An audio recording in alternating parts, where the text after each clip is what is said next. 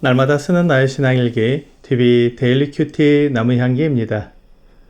오늘은 출애굽기 21장 28절에서 32절을 묵상하겠습니다. 소가 남자나 여자를 받아서 죽이면 그 소는 반드시 돌로 쳐서 죽일 것이요 그 고기는 먹지 말 것이며 임자는 형벌을 면하려니와 소가 본래 받는 버릇이 있고 그 임자는 그로 말미암아 경고를 받았으되 단속하지 아니하여 남녀를 막론하고 받아 죽이면 그 소는 돌로 쳐 죽일 것이고 임자도 죽일 것이며 만일 그에게 속죄금을 부과하면 무릇 그 명령한 것을 생명의 대가로 낼 것이요 아들을 받든지 딸을 받든지 이 법규대로 그 임자에게 행할 것이며 소가 만일 남정이나 여정을 받으면 소 임자가 은 30세겔을 그의 상전에게 줄 것이요 소는 돌로 쳐서 죽일지니라. 사람들은 자기 행동에 대해 지적받는 것을 싫어합니다. 자기가 잘못했기 때문에 완벽하지 못하고 그래서 나를 지적하는 사람보다 부족한 사람으로 비춰지기 때문입니다. 하지만 그것은 오해입니다. 어떤 사람도 완벽할 수 없고 누구나 실수와 잘못을 범할 수 있습니다. 그래서 왕들도 많은 신하를 두어 그들에게 조언을 듣고 자신의 판단과 결정을 평가받는 것입니다. 그래야 큰 실수 없이 나라를 다스릴 수 있기 때문입니다. 지적받는 것을 싫어하는 이유는 사람마다 다 다를 수 있지만 공통적인 것은 내가 스스로 알아서 할 수 있다고 생각하기 때문일 것입니다. 나도 그 정도는 알고 있고 지적해주지 않아도 내가 알아서 할 수 있다고 생각합니다. 그러나 이런 생각은 자기에 대한 오해에서 나오는 경우가 대부분입니다. 물론 내가 알아서 할 수도 있지만 다른 사람에게 지적을 받을 정도로 그 일이 계속되었다는 것은 스스로 알아서 할 수 없다는 것이 되기 때문입니다. 잠언 29장 1절은 자주 책망을 받으면서도 목이 곧은 사람은 갑자기 패망을 당하고 피하지 못하리라 라고 말씀하고 있습니다. 하나님은 교만한 사람이 어떻게 망하게 되는지 분명하게 말씀해 주시고 있습니다. 사람들은 자기가 다른 사람보다 더 나은 대우를 받고 싶어 합니다.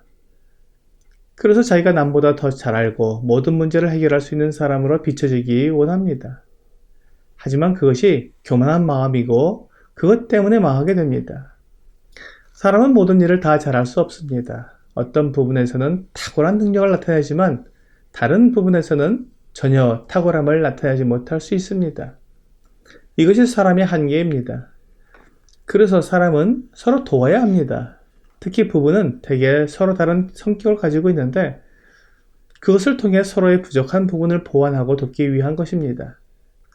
그래서 정반대의 성격을 가진 부부가 성격 차이로 많은 어려움을 겪기도 하지만 그것을 잘 극복하면 오히려 더 안정된 가정을 이루게 됩니다. 오늘 본문에서 어떤 사람에게 소가 있는데 그 소가 사람을 받아서 죽게 하면 그 소는 반드시 돌로 쳐서 죽이라고 말씀하십니다. 그러나 그 주인은 형벌을 받지 않습니다.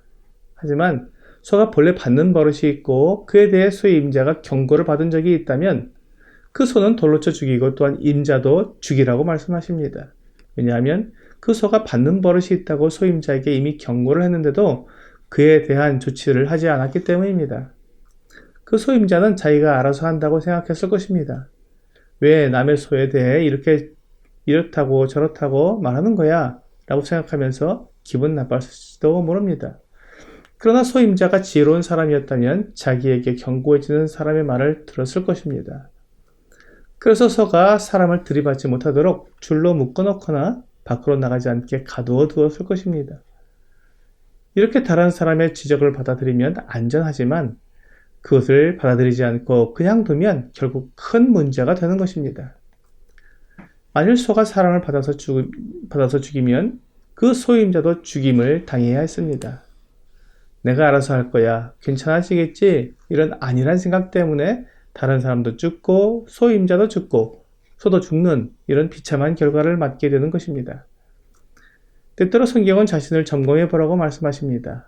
고린도후서 13장 5절은 너희는 믿음 안에 있는가 너희 자신을 시험하고 너희 자신을 확증하라. 예수 그리스도께서 너희 안에 계신 줄을 너희가 스스로 알지 못하느냐? 그렇지 않으면 너희는 버림받은 자니라 라고 말씀하고 있습니다. 하나님께서 자신을 시험하고 확증하라고 말씀하신 것을 무시하고 나 정도면 괜찮겠지 하면서 자신이 믿음 안에 있는지 내 안에 그리스도께서 계신 것을 확인하지 않으면 하나님께서 그런 사람은 버리운 자라고 말씀하신 것을 생각하지 못하고 그대로 생각하면서 결국 소임자처럼 멸망길로 가게 됩니다. 하나님은 우리가 멸망하기를 원하지 않으십니다. 우리 모두가 구원받기를 원하십니다. 디모데전서 2장 4절은 하나님은 모든 사람이 구원을 받으며 진리를 아는 데 이르기를 원하시느니라 라고 분명히 말씀하고 있습니다. 하나님은 우리가 심판을 받고 지옥 영원한 불에 던져지는 것을 원하시는 분이 아닙니다. 하나님은 우리 모두를 구원하셔서 하나님 나라에서 영원히 함께 살기를 원하십니다. 그렇기 때문에 자신을 시험하고 믿음을 확증하라고 말씀하신 것입니다. 누가복음 18장에는 큰 부자인 관리가 주 예수님께 나와서 무엇을 하여야 영생을 얻을 수 있냐고 묻습니다. 그러자 주 예수님께서 그에게 계명을 지키라고 말씀해 주셨습니다. 부자 관리는 그것을 어려서부터 다 지켰다고 말했습니다. 그러자 22절에서 예수께서 이 말을 들으시고 이르시되 내게 아직도 한 가지 부족한 것이 있으니 내게 있는 것을 다 팔아 가난한 자들에게 나눠주라. 그리하면 하늘에서 내게 보화가 있으리라. 그리고 와서 나를 따르라 하시니 라고 말씀하셨습니다. 이 말을 들은 부자 관리는 그가 큰 부자였기 때문에 근심하였다고 말씀하고 있습니다. 그는 영생을 얻고 싶었지만 자기 재산을 다 버리기까지 원한 것은 아니었습니다. 재산도 가지고 영생도 얻고 싶었던 것입니다. 주 예수님은 재산이 많은 사람들이 얼마나 그것을 포기하지 못하는지 이렇게 보여주셨습니다. 영생을 얻는 것보다 재산이 더 중요하다고 생각한다는 것입니다. 그만큼 영생을 얻기 위해 모든 것을 드릴 마음이 없는 것입니다. 주 예수님께서 그 부자 관리에게 그의 부족한 것을 지적해 주었을 때 그는 그것을 깨닫고 뉘우쳐야 했습니다. 하지만 그렇게 하지 않으므로 멸망의 길을 가게 되었습니다. 오늘의 적용 질문을 보겠습니다.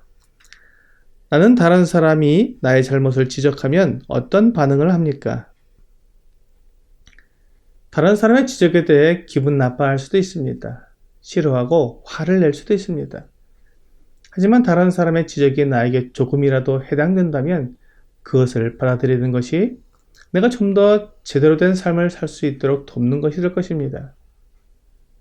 오늘 나에게 잘못을 지적해 주는 사람이 있다면 내가 좀 더 나은 삶을 살아갈 수 있도록 도와주는 사람이라고 여기면서 감사하는 여러분과 제가 되기를 주 예수님의 이름으로 기도합니다.